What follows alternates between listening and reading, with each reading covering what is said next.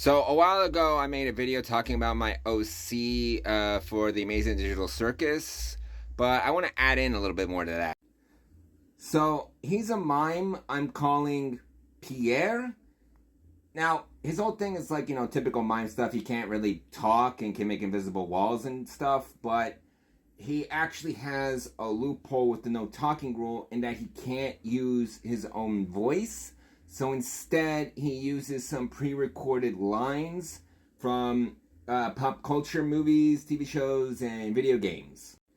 An example of this would be when, during the Candy Carrier Chaos episode, he would spit out some, recorded lines like, what a day!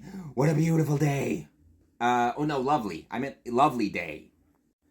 He'd basically make a bunch of Mad Max references, because if you really think about it, that whole episode was like a parody of Mad Max Fury Road. Now, he's mostly just a background character. You'll know he's there. He just does some random shit and is more of like a comic relief kind of thing. But just like with most of the characters, though, as things progress, there are more layers to him as he progressively starts to lose his shit like everyone else. Now, in episode 4, this is what he dresses up like. I don't know, I try to make his clothes and appearance look as close to everybody else in there, and, this is the best that I can do. I really need to start watching some, art tutorial videos, because how I did this is kind of shittily. Now, this is what he dresses up as in episode 5, Unknown, where, we're Untitled? Yeah, I think it was Untitled.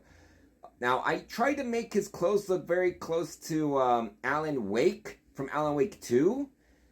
But, and not just that though, but he also sings the final part of Herald of Darkness.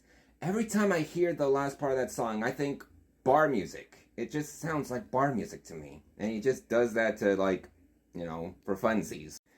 And when Ragatha was talking about her mom, and, kind of starting to freak out a bit, he offers her a hug, and I can imagine her, doing or saying something like, I don't want a pity hug.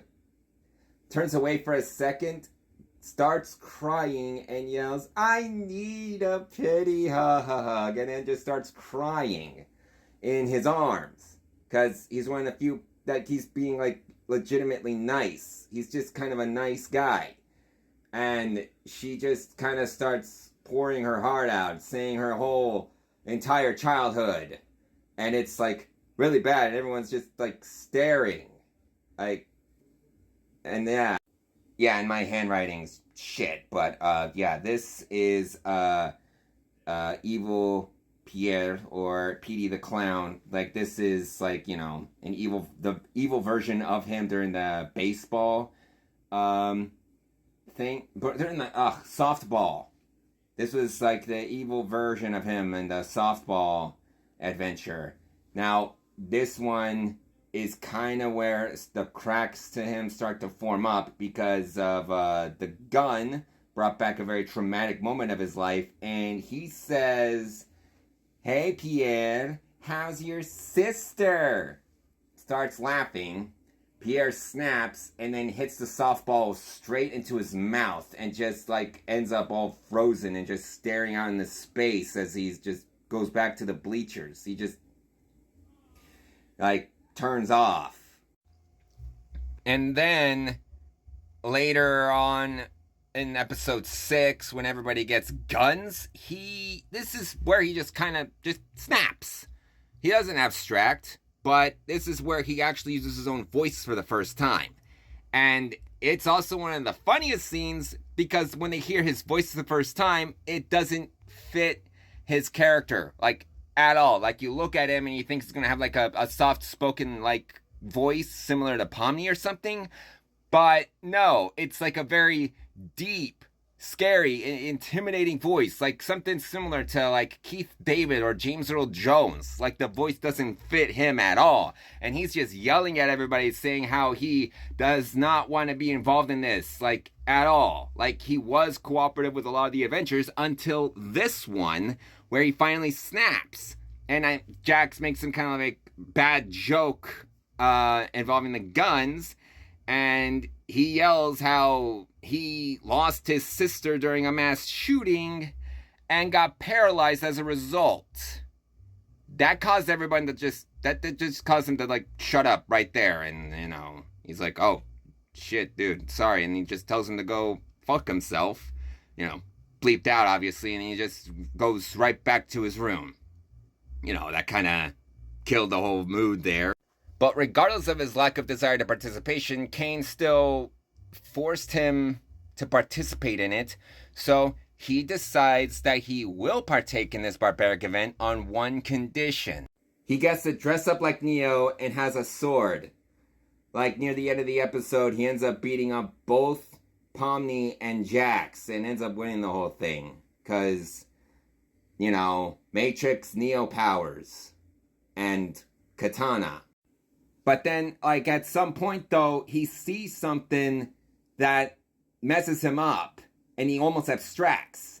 Now, they managed to stop him from abstracting completely, but he still ended up with a messed up eye. Not only that, but despite breaking the mime code, he still does those recorded line things. And now, every time he interacts with some of the characters, he starts kind of spinning out some of the things that he thinks of them. But not like with his own words, but rather with the lines, with the recording line. Like the Ted monologue from I Have No Mouth and I Must Scream to Jax, the Gorder monologue to Kinger, and I'd imagine GLaDOS's You Are a Terrible Person monologue from Portal 2 to Ragatha, which probably would emotionally hurt her a lot, since this is basically like her closest friend saying that, even though she knows it's not really him saying it, it's just his partially broken mind, and explains why he says this. But it's kind of one of those damage is already done things. And side note, this is what he looks like when he holds his breath. I don't think anybody would have reached this point in the video, but if you did, here's the bonus.